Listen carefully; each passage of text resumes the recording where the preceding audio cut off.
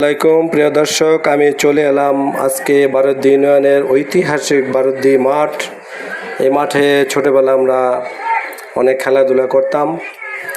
কিছুদিনের মধ্যেই এই মাঠে ফুটবল খেলা শুরু হবে। এই মাঠের উত্তর দিকে হিন্দুদের ঐতিহাসিক পবিত্র স্থান, এটা শ্রী লোকনাথ ব্রহ্মচারী আশ্রম।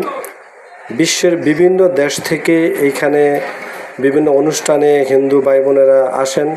তারা এখানে পূজাতে অংশগ্রহণ করতে। এই মাঠের পাশেই রয়েছে বারুদ্দি ইউনিয়ন পরিষদ, পাশে বাজার। এই বাজারে মার্কাজি মসজিদ।